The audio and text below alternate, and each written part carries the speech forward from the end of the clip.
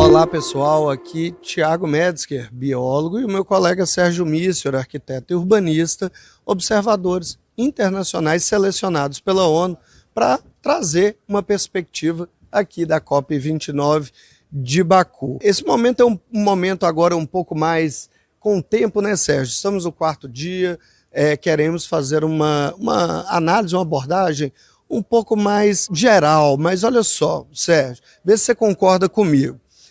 Nós temos o artigo 6 do Acordo de Paris tendo sido resolvido ontem. Na data de ontem, tiveram alterações de redação e houve um consenso. Nós estamos tendo o Fundo para a Mudança do Clima, através do financiamento climático, aparecendo 100 bilhões, já ouvimos 200 bilhões de dólares, já foi colocado na mesa $1 trilhão. Claro que muita coisa tem para acontecer, mas tenho percebido uma atmosfera positiva, ainda mais que o Trump permanece em silêncio. Como é que você está vendo nesses 4 dias em perspectiva, Sérgio? Bom, Thiago, e você que está nos acompanhando, é interessante porque essa oportunidade de estar vivenciando o dia a dia de uma COP, já não é a primeira que nós participamos, nos permite uma avaliação não só em relação às questões mais gerais de uma conferência do clima, mas de trazer para você que nos acompanha outras dimensões que são tão importantes para a mudança, né, do paradigma, para que a gente possa ter uma economia e uma sociedade de baixo carbono. Então vamos compartilhar algumas novidades para você que está nos acompanhando.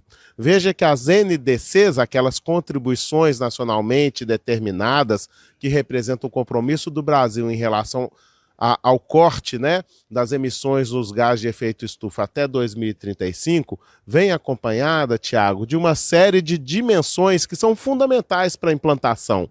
Então nós já tínhamos comentado aqui sobre o federalismo climático, esse arranjo que reúne municípios, e hoje tivemos a oportunidade de conversar com um representante da Frente Nacional de Prefeitos, e ele justamente se sentia contemplado, ou seja, os municípios se sentem contemplados nessa proposta apresentada e nesse compromisso apresentado pelo governo federal. Então veja que isso é uma conquista e um compromisso assumido.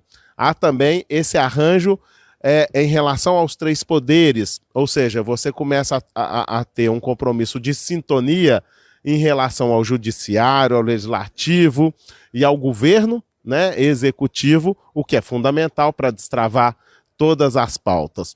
Agora, Thiago, tivemos também, e você pode compartilhar isso com quem está nos acompanhando, muitas novidades. Você teve a oportunidade de conversar com a secretária nacional de Mudança do Clima, Ana Toni, e ela trouxe notícias aí em primeira mão, e eu acho que é fundamental a gente compartilhar com quem vem nos acompanhando. Sérgio, a conversa com a Ana Toni foi bem interessante, porque nós não trouxemos aquela questão que ela deve ter falado já umas 500 vezes pela COP, que é explicar a NDC.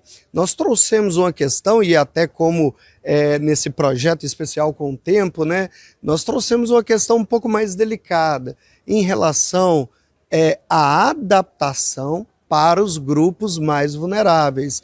E a abordagem da secretária nacional da Mudança do Clima foi muito interessante, porque ela disse, nós temos vários espectros, como um é de treinamento e capacitação, porque, Thiago, nós temos recursos no Fundo do Clima e que esses recursos já até saíram de uma escala e já estão em outro patamar, mas os municípios não conseguem acessar. Então a gente precisa primeiro dar capacitação e treinamento para que eles tecnicamente desenvolvam bons projetos e os projetos cheguem e consigam captar o recurso. Então, gente, recurso para os municípios desenvolverem seus planos de ação climática e colocar as áreas mais vulneráveis, as áreas de maior risco e, consequentemente, introduzir o conceito de justiça climática para abranger os grupos mais vulneráveis, tem oportunidade e tem recurso. E depois ela colocou de uma forma bem abrangente, Sérgio, que a capacitação e o treinamento, ele vem dos municípios, vai para os municípios, mas os municípios precisam fazer o dever de casa, precisam ter uma inteligência territorial e ter os seus planos bem elaborados e fazer projetos aplicados aos seus territórios para que consiga acessar o fundo. Então, do ponto de vista da adaptação para os grupos mais vulneráveis e que está contemplado na NDC, eu achei uma abordagem bem interessante. Mais um diferencial, que se a gente não está aqui vivenciando e podendo estar lado a lado com essas lideranças, é muito difícil a gente ter uma interpretação do que o texto do texto que é colocado para a gente.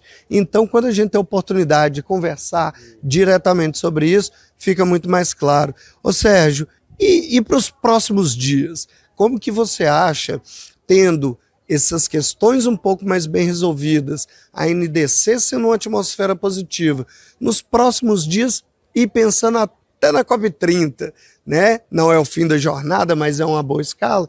Me fala um pouquinho aí, compartilha com a gente a sua perspectiva.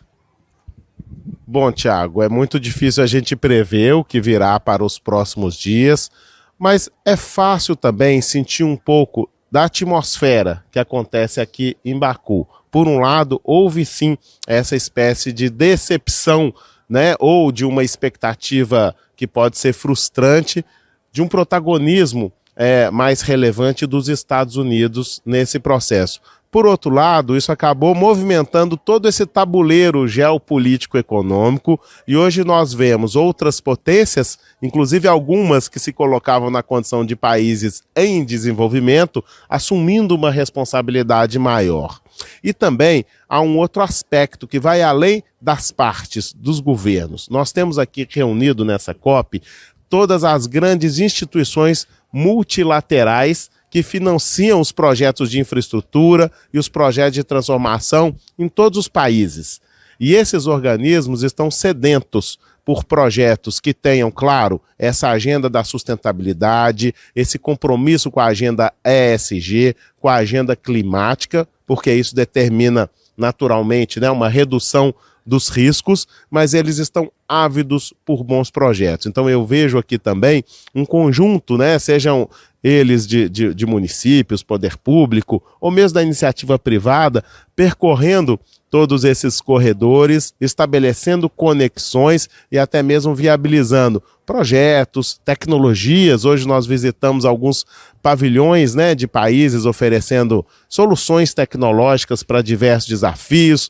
Então a gente percebe que a COP é uma COP também de diversas camadas. Existe essa camada do compromisso climático, existe a camada do financiamento, da colaboração, da tecnologia e principalmente todos estão aqui buscando a construção de uma novíssima economia verde, limpa e sustentável.